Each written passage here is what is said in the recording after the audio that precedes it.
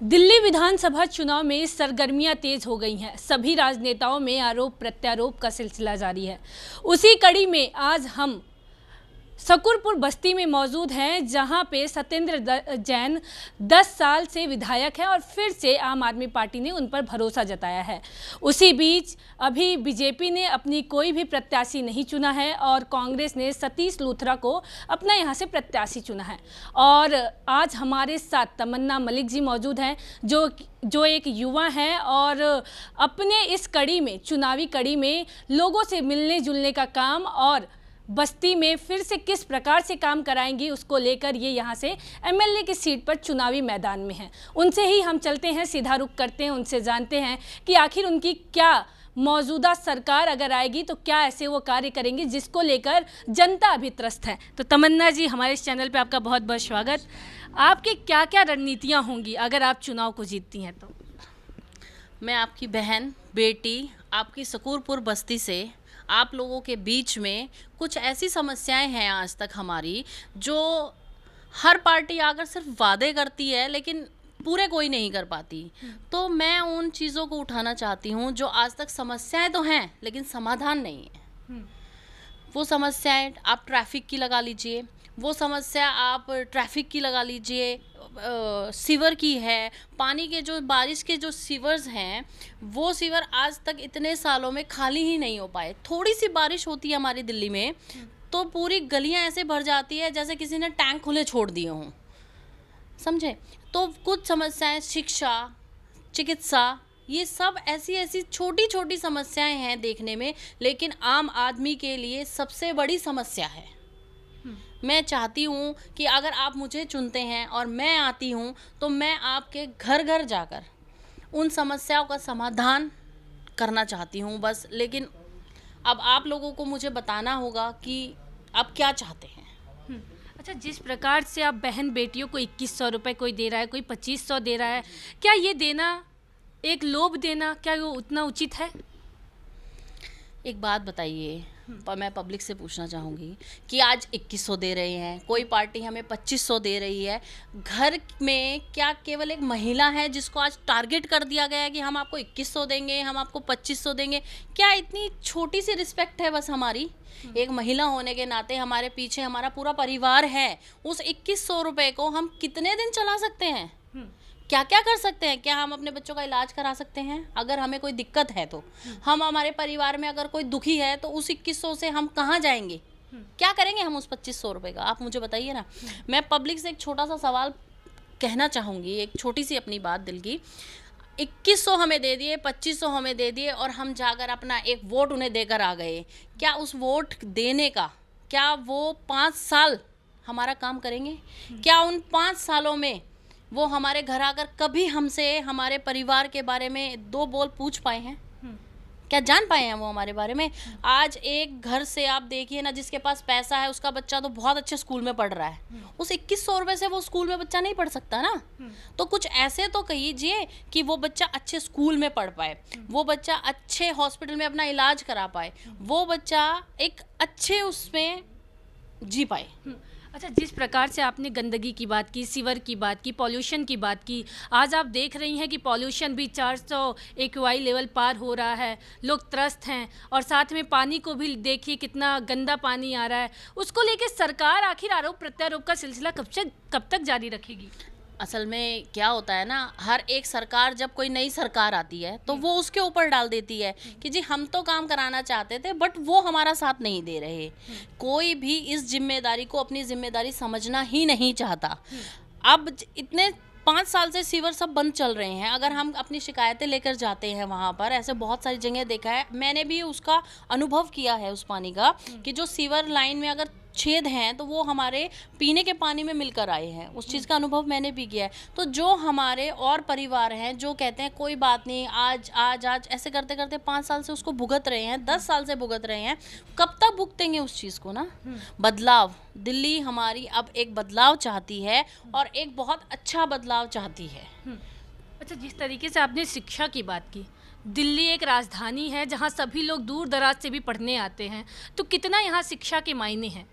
दिल्ली में एक बहुत अच्छे से अच्छे इंस्टीट्यूट्स हैं, बहुत अच्छे से अच्छा एक स्कूल है, लेकिन अगर आप इतना दोगे तो आपके बच्चे का एडमिशन हो जाएगा। एक नॉर्मल कैटेगरी का बच्चा सिर्फ सरकारी स्कूल में पढ़ के ही रह गया ना, क्यों ना वो हाई फाई स्कूल्स के बच्चे कुछ और स्कूल्स, हाई फाई जितने अच्छे स्कूल्स हैं वो कुछ और कैटेगरीज क्यों नहीं बढ़ाते कि जहाँ 5% बच्चा आता है वहाँ 25% भी तो आ सकता है नॉर्मल कैटेगरी का। क्यों बच्चों से पैसे मांगे जाते हैं उनके परिवार से उसको एडमिशन देने के लिए?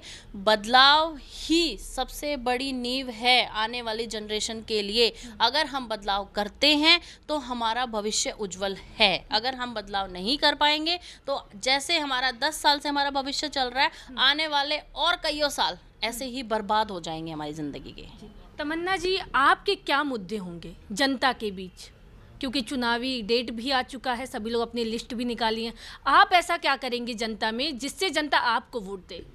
मेरा पहला मुद्दा तो सबके लिए कि हमारे रोडों पे जो ट्रैफिक है वो बहुत ही बुरा है। अगर किसी को अपने बच्चे, परिवार, बड़ा बूढ़ा, कोई ऐसी तबीयत खराब है और अगर उसको हॉस्पिटल जाना है तो अगर पास का भी हॉस्पिटल है 5 मिनट के रास्ते का तो आधे घंटे से पहले नहीं जा सकता। ट्रैफिक, जहाँ ट्रैफिक नहीं खड़ा होना चाहिए आज वहाँ ट्रैफिक है। नालियाँ देखिए आप, रोडों पे गंदगी देखिए। हमारे बच्चे छोटे छोटे होने के बावजूद कहीं साइकिल नहीं चला पाते, कहीं खेल नहीं पाते क्योंकि पार्क ही नहीं है।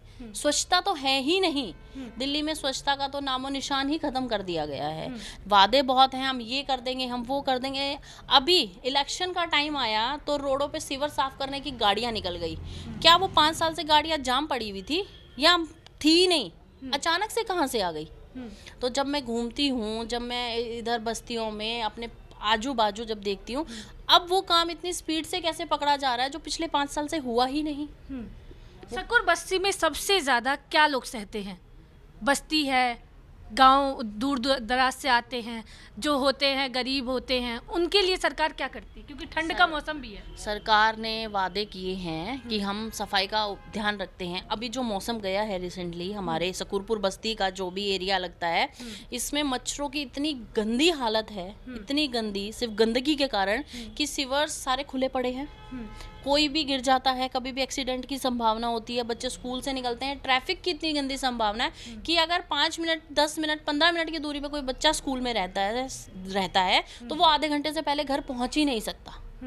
उसको इतना वक्त लगता है, पूछिए मत आप बस।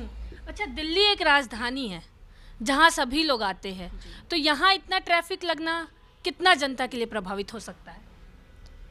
अगर जनता सोचे खुद में तो अगर यही ट्रैफिक सबसे ज़्यादा है, क्योंकि 90% काम हम इसको, राजधानी है हमारी, जहाँ हमें 10 मिनट, 15 मिनट, आधा घंटा, क्योंकि हाईवे बन चुके हैं, हमारे फ्लाईओवर्स बन चुके हैं, जितना वक्त कम से कम लगना चाहिए लेकिन हमें तो 3 गुना वक्त लगता है सिर्फ ट्रैफिक की वजह से। कोई अपनी सेवा अगर बिना किसी उसके करे तो कोई दिक्कत आए ही ना, लेकिन ट्रैफिक पुलिस को जहाँ होना चाहिए ट्रैफिक पुलिस नहीं होती। जिसके एमएलए एमपी के काम वो, मतलब मैं मानती हूँ कि अगर मैं इलेक्शन में आई हूँ, मैं आप लोगों के बीच में, सकूर बस्ती के बीच में आई हूँ, तो बहुत सारी निजी समस्याएं भी हैं, जैसे वो पानी मैंने भुगता है, ट्रैफिक मैंने भुगता है। आप किसी भी गोल चक्कर पे देख लीजिए, कहीं भी देख लीजिए, आपको ट्रैफिक की बहुत गंदी संभावना। अच्छा, आप एक महिला हैं, है ना? जो महिलाएं रास्ते में सोती हैं, जो महिलाएं सड़कों पे सोती हैं, जो महिलाएं बस्ती में सोती हैं, सरकार कहती है हम गरीबों को घर दे देंगे, सरकार कहती है गरीबों को रहने के लिए हम पानी देते हैं, बिजली फ्री देते हैं, सब चीज़ फ्री में करने की। महिला होने के नाते आप भी एक महिला हैं, तो कितना इस चीज़ को देखती हैं? क्योंकि महिलाओं के लिए समस्याएं कहीं ना कहीं बहुत ज़्यादा है।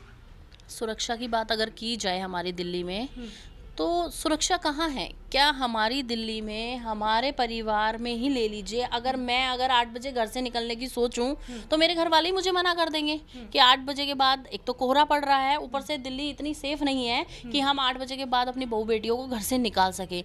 और आप आए दिन कहीं ना कहीं कोई ना कोई केस सुन लेते हैं, उसमें से बहुत सारे केसेस ऐसे होंगे लड़कियों के साथ जो वो ओपन कह ही नहीं सकती, किसी ना किसी परिवार, इसी समाज के जरिए डर में, तो वो दब के रह जाते हैं केसेस। अगर हम हर किसी से पूछें तो आजकल बस सेफ नहीं है, ट्रेन सेफ नहीं है, कोई भी ऐसी चीज़ सेफ नहीं है। लड़की अकेली जाती है तो मतलब छेड़ दिया जाता है, तो कैसे पता चलेगा? सेफ जोन लड़कियों का 2100-2500 देने से नहीं होगा।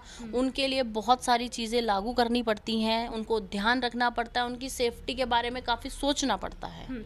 अच्छा, आप एक युवा भी हैं, आने वाली युवाओं के लिए आप ऐसे कौन से कार्य करेंगे, क्योंकि जो युवा है वही आने वाला कल है? 10 साल से जो हमारी सरकार है, किसी युवा को अगर हम देखें तो नौकरियां कहाँ हैं? हर घर में एक दो युवा आपको ज़रूर मिलेगा जो नौकरी के लिए परेशान है, जिसके घर में गरीबी तो है पर खाने को दाने नहीं। जो हमारी सरकार राशन कार्ड के जरिए राशन देती है वो कोई बहुत अच्छा राशन थोड़ी ना है। अगर कोई मुझे कह दे कि मैं अपने बच्चों को खिलाऊं तो क्या हम खिला पाएंगे उसे? नहीं। मतलब ऐसी है ही नहीं वो कि आटा अच्छा नहीं, दाल चावल सब कुछ एक बहुत अगर अच्छे स्तर पे दिया जाए तो इस्तेमाल हो सकता है, वरना नहीं हो सकता। तो युवा को सबसे ज़्यादा अपना कमाई का साधन चाहिए। अच्छा, आपकी ये जो पार्टी है वो युवा से ही संबंधित है, तो क्या लग रहा है युवाओं के लिए आप लोग कितना कार्यरत होंगे? युवा आने का मतलब युवा के लिए तो हम हैं ही, हाथ से हाथ पकड़ के चलने के लिए तो तैयार हैं ही, लेकिन हमारी जो भाई बहन और भी जो हैं हमारी, उनके लिए भी हमें बहुत कुछ करना है। जो जा चुका उसको हम नहीं संभाल सकते, लेकिन जो आने वाला कल है अगर वो हमारे हाथों में होगा तो हम उसको ज़रूर संभालने की कोशिश करेंगे। दिल्ली शिक्षा के क्षेत्र में कितना कार्यरत है, क्योंकि लोग डंके की चोट पे कहते हैं कि हमने इतने स्कूल बनवाए? स्कूल बनाना इम्पॉर्टेंट नहीं है ना, स्कूल में है क्या वो इम्पॉर्टेंट है।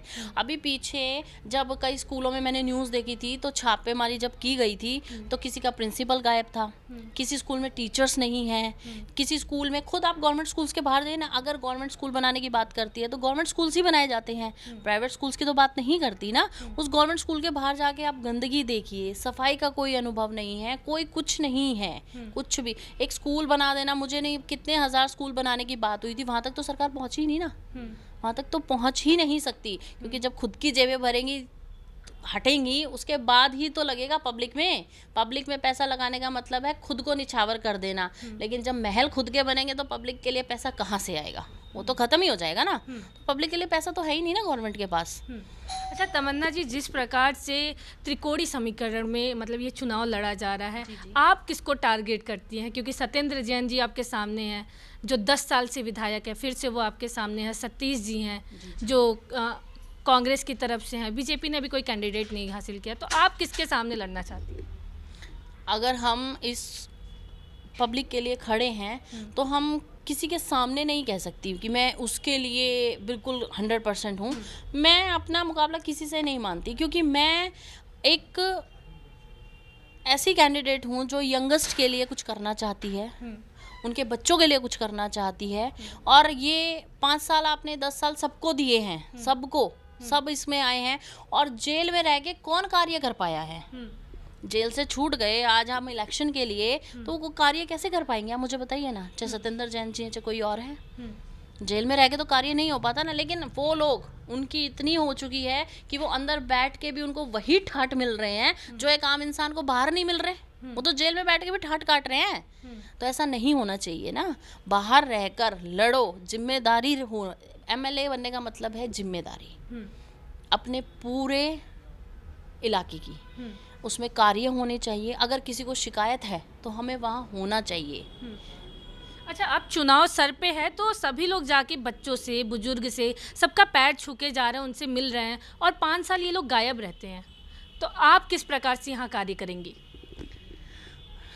इलेक्शन के टाइम पे सब बुजुर्ग उनको अपने पिता दिखते हैं, माताएं दिखती हैं, बहनें दिखती हैं, बच्चे दिखाई देते हैं। मैंने अभी सुना कोई कॉपी बांट रहा है, कोई पेंसिल बांट रहा है, कोई घरेलू सामान दे रहा है, कोई लोडियां साथ में मना रहा है। अच्छा मुझे एक बात बताइए ना, क्या वो लोडियां पिछले 5 साल में नहीं थी? क्या बच्चों को कॉपी किताब की ज़रूरत पिछले 5 साल में नहीं थी? एक आम औरत जो घर में झाड़ू पोछा करने आती है उसको शौचालय तक नहीं है। अगर हमने पुरुषों के लिए शौचालय बनाए हैं तो क्या महिलाओं के लिए नहीं होने चाहिए रोडों पे? उन शौचालयों को साफ करने वाले लोग नहीं होने चाहिए? क्या गंदगी में कोई भी इस्तेमाल कर पाएगा? पैर छूने से ज़्यादा जिम्मेदारी मुझे ऐसा लगता है कि क्या कहते हैं, हमें और भी बहुत सारी ऐसी जिम्मेदारियां हैं जो उन लोगों के लिए करनी चाहिए, सोचनी चाहिए। मैं कार्य करने पे बिलीव करती हूँ।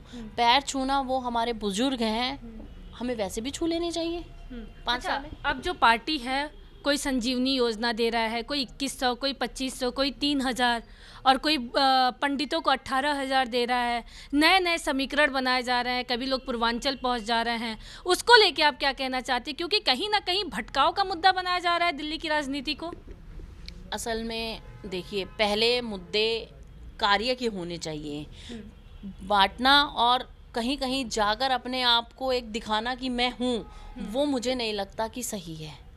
कार्य जब हम करते हैं तो वो लोगों को दिखते हैं, उनको बताने की ज़रूरत नहीं पड़ती। तमन्ना जी, आपका बहुत बहुत धन्यवाद हमारे इस चैनल पे।